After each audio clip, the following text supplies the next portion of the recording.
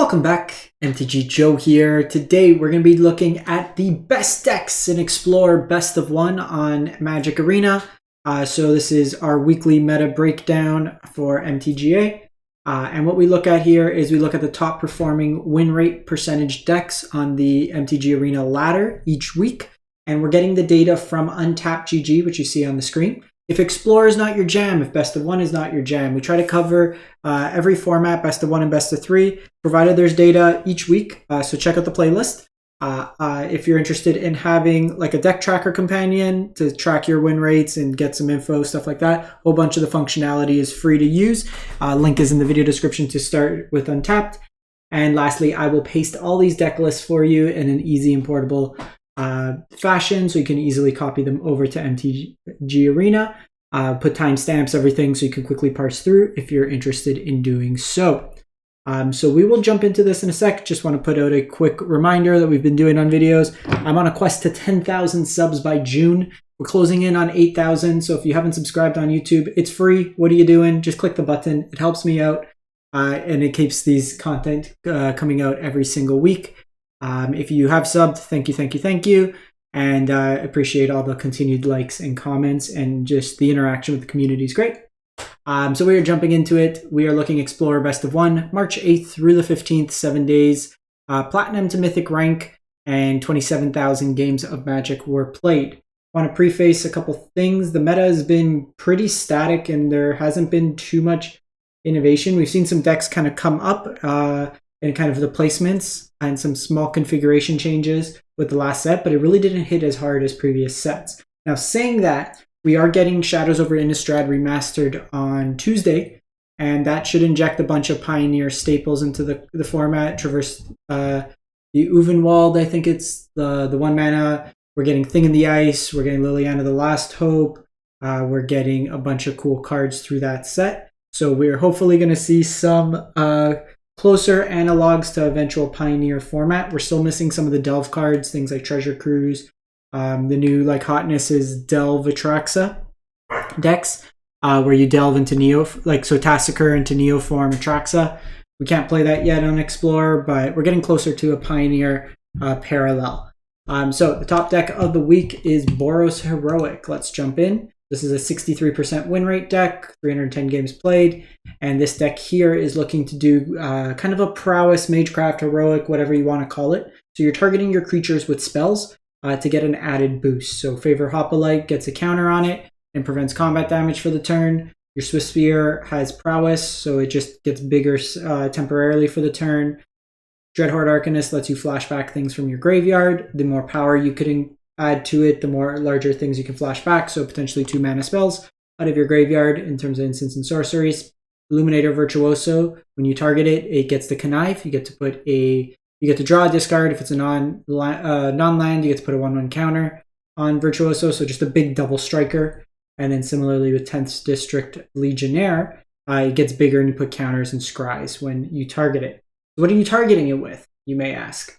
Ancestral Anger. So there's a lot of just cheap cards that cycle themselves, draw you a card, give you some sort of upside. So Anger lets you draw a card and then it gets plus XO, where X is the number of copies of Anger in the graveyard, as well as Trample. Trample is the keyword here. You can oftentimes make very large creatures, especially like the double strike one, but you want to put that trample damage to kind of push through. Divine Strike's just a power boost and drawing a card. Works nicely as well with the Arcanist, since you could flash back 2 mana spells. God's Willing is your protection spell. Homestead Courage, it's basically 2 spells you can cast. Gives a counter each time you cast it, as well as Vigilance. It's also a good card to flip over with Illuminator Virtuoso, because you can still cast it from the graveyard, but you get that connive ability. Reckless Rage is pretty much target your creature for the boost, but then kill one of your opponent's creatures, since everything in your deck basically could scale outside of the 2 damage range. And then you have Invigorated Rampage, which is kind of the build your own Embercleave at home. It gives you either +4 and trample to 1 creature, or 2 creatures get +2/0 and trample till end of turn. Shinziri Shelter as another way to just protect your creatures. And then your mana base, just nice clean mana, 18 lands, very low curve, Giganta Companion. We then move to Golgari Elves, 62% win rate, and this is Golgari in the lightest way possible. No Tyvar in this version, but just Shaman of the Pack is kind of the capstone card that will probably win you a lot of games. So the core of the deck is to make a really wide board. Elvish Warmaster, whenever you one or more elves enter the battlefield under your control, you get to create a 1/1 elf warrior. And then you could basically go wide there. You can have elves come out on both turns thanks to Collected Company. Dwindle Elite gives you 2 bodies. So lots of ways to kind of get elves onto the board, spam the board. Lots of mana acceleration. You have your 8 elves plus Jaspera Sentinel as another pseudo lord. Ramp. You have Circle the Dream Druids that makes a lot of mana as well. The Leaf Crown Druid provides pseudo card advantage. When you cast elves, it's also a lord, similarly with Elvish Clangcaller. Realm Walker lets you play elves off the top of your library, and then basically you cast this and fireball your opponent. You're able to also generate extra mana with Nykthos Shrine to Nyx, which checks your devotion. Devotion, for those unfamiliar, it's the count of pips, the colors. So Circle the Dream Druid has 3 devotion. So you're playing a bunch of green things, make a bunch of green mana, draw a bunch of cards or play a bunch of stuff, and then Shaman of the Pack your opponent. You're using black mana through things like Secluded Courtyard, Blooming Marsh, Overgrown Tomb, Llanowar, Waste as well. Then moving to mono white humans, 62% win rate. And this is a human aggressive deck. So this version's actually probably like the more linear aggro, less interactive. So a lot of them have passed on Brave the Elements in place of Ossification as a removal spell, just to kind of scale. This version's going a lot more linear aggro. So Brave the Elements is a really interesting card in terms of protection effects. Normally this targets a single creature that we saw, like God's Willing, for example, but this one gives all your white creatures. Every creature in your deck is white. Protection from color of your choice, so they could be basically unblockable. So if you're playing against mono red, mono green, mono blue, whatever, your whole board is unblockable, basically. So it's more of a combat trick. You're playing a lot of aggressive threats, Dauntless Bodyguard for protection and just a 2/1. Hopeful Initiate gets bigger, 2/1 with card advantage from Recruitment Officer. Luminarch puts counters on things, makes them bigger. Thalia attacks your opponent. Thalia's Lieutenant makes your board bigger by putting counters on all your humans, as well as subsequent humans make Thalia's Lieutenant bigger, so it's a win-win by playing humans. Adeline is another way to just go wide, put a lot of pressure on your opponent. The tokens it makes also trigger the Thalia's Lieutenant, so nice little synergy there. Brutal Cathar is the only removal in the deck, as well as Extraction Specialist to bring back things from your graveyard, so you can rebuy like Thalia's Lieutenants, protection spells, stuff of that nature. Mutavaults act as humans in the deck. You can also activate your Mutavault. So you can pay a mana and then tap the Mutavault. So tap the Mutavault to add a mana and then activate it with the Thalia's Lieutenant trigger on the stack, so you can put counters on your Mutavault. Kind of a little trick there.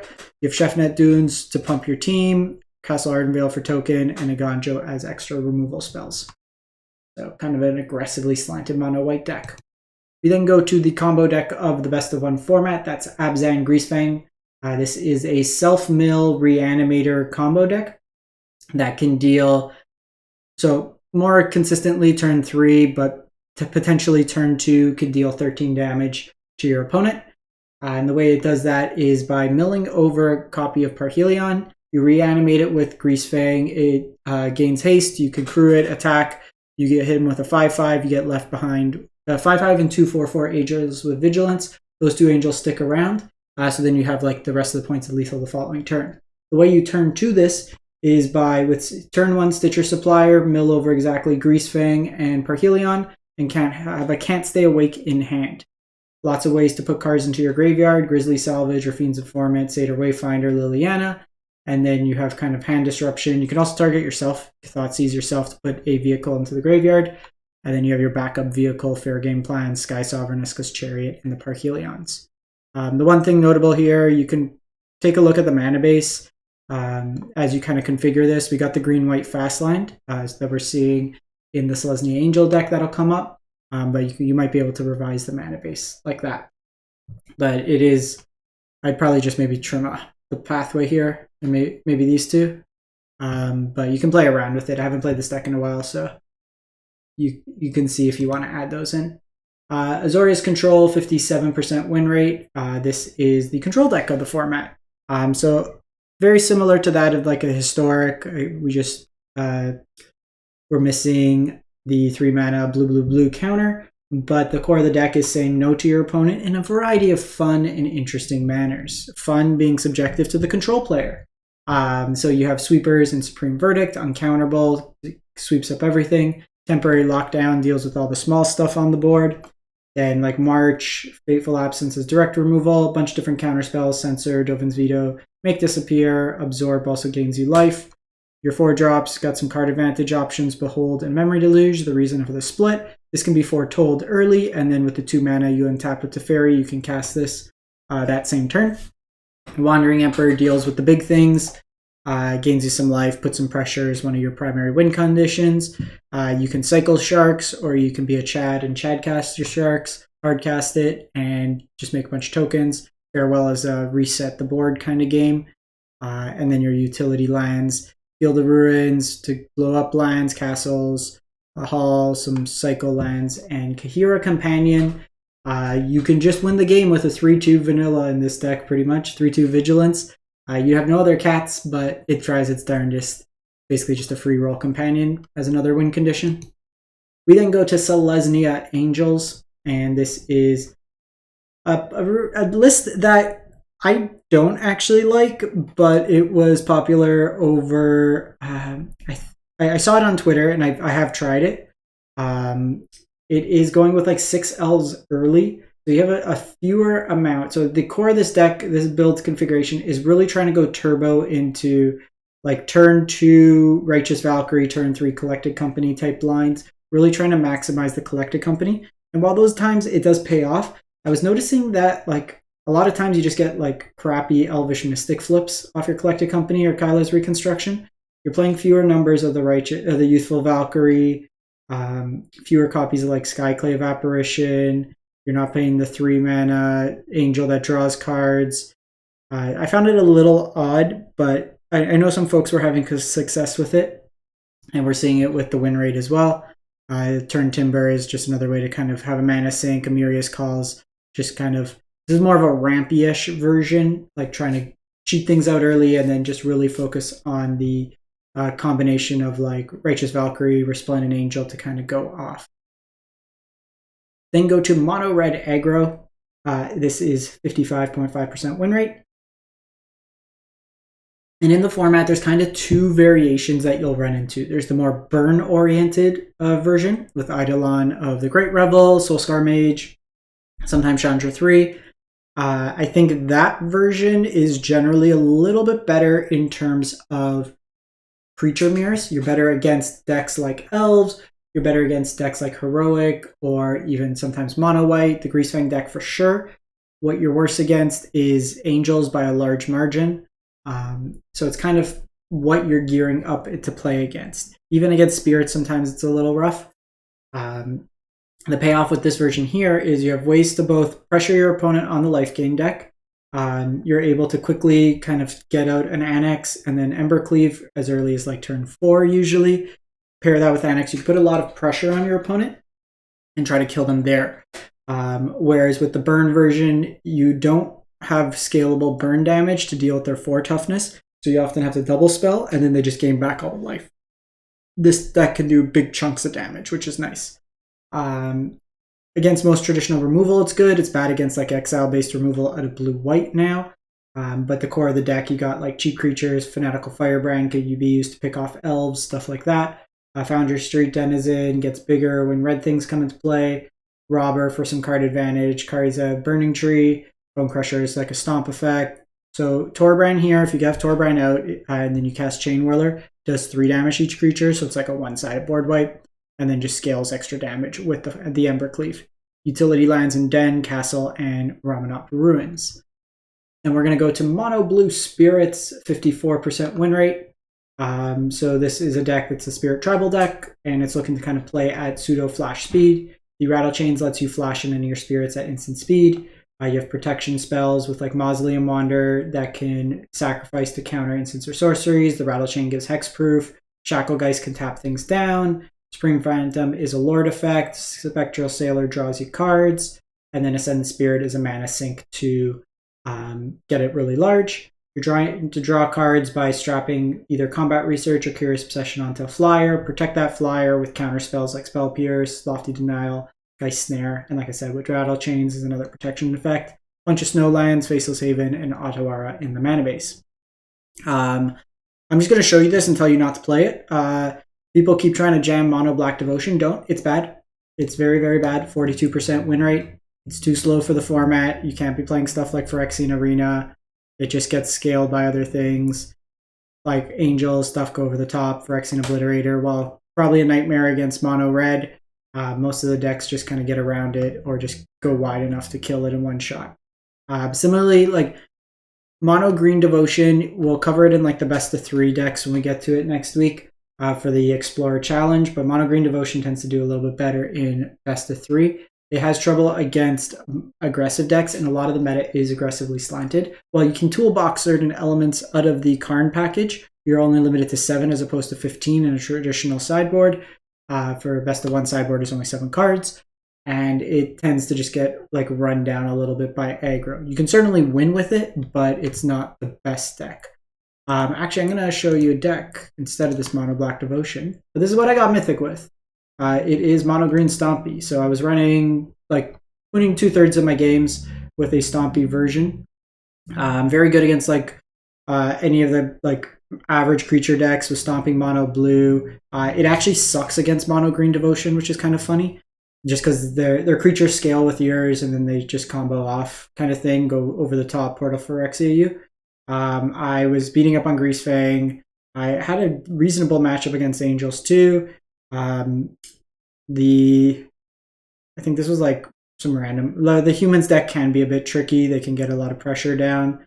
Random like Wizards decks. Rakdos was a little tough in the matchups I had against them, but against kind of the core decks, it did fairly well. This is a Stompy list, meaning so really the core of the deck, what I'm trying to do is turn 1, get one of these elves out. Turn 2, either go Old Growth Troll, Ronus, or Steel Leaf Champion.